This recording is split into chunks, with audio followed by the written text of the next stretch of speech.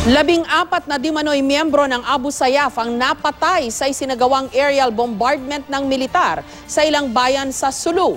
Patuloy naman ang paghahanap sa iba pang mga bihag ng mga bandido. Live mula sa Quezon City, may report si Dano Tingkungko. Dano? Jessica, bukod sa isa pang Canadian, isang Norwegian at isang Pilipinan dinukot ng Abu Sayyaf, ilang Indonesians pa ang pinaghahanap ng mga otoridad na matapos silang dukutin mula sa kanilang barko na na-hijack nitong nakaraang buwan. Pinag-uusapan na ngayon ng mga foreign minister ng Pilipinas at Indonesia ang pagkakaroon ng tinatawag na coordinated patrols sa country borders para sa kaligtasan ng mga barge na nagmumula sa Indonesia at dumadaan sa Pilipinas via Sulu. Nasa Maynila na ang labi ng Canadian hostage na si John Rydesdale para ma-autopsy, pero nasa kustodiya raw ng Canadian Embassy ang katawan. We have airlifted the body to Manila. Hindi pa namin nakuha yung feedback from the embassy. Our SOCO conducted the autopsy early this morning. Sa patuloy na pagtugis sa bandidong grupo, sinabi ng Armed Forces of the Philippines o AFP na may 14 na miyembro ng Abu Sayyaf ang napatay nila sa isang aerial bombardment operation sa Sulu. Sinimulan daw nilang operasyon nung Sabado pa sa gitna ng bantang pupugutan nga nila ang isang bihag kapag hindi nakapagbigay ng hinihinging ransom na 300 million pesos kada tao. Walang na-recover ni isang katawan ng militar at nagbabase lang daw sila sa ulat ng mga mamamayan na may napatay nga sa kanilang pagbobomba. Nakubkob na rin daw nila ang ilan sa mga kuta ng Abu Sayyaf.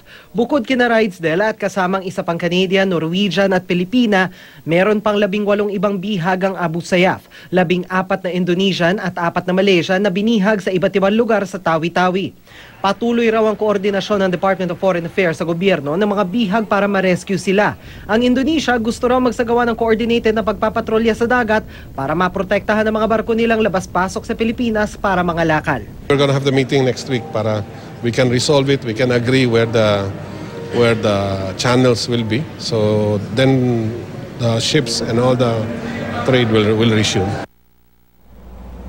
Jessica, ayon kay Secretary Almendras, wala pang set na timeline kung kailan ipapatupad. Posibleng ipatupad itong tinatawag na coordinated patrols.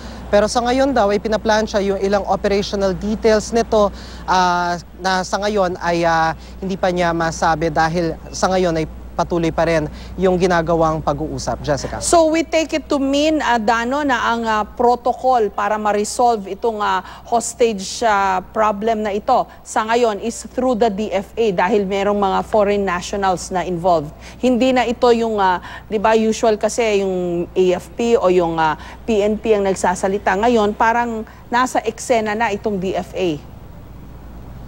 Jessica, yung sinasabi naman ni Secretary Almendras sa atin kanina ay patuloy naman yung operations na ginagawa ng AFP sa laban doon sa laban nga dito sa Abu Sayyaf. At katunayan, itong nakatakdang pagpupulong nga ni Secretary Almendras sa kanyang counterpart, Foreign Minister ng Indonesia, ngayong darating na May 5, ay kasama rin dito ang AFP with a special emphasis on the Philippine Navy. Pero ang tinitignan din nila ngayon kasi na, as a proactive solution is yung pagresolba doon sa problema ng tinatawag na piracy.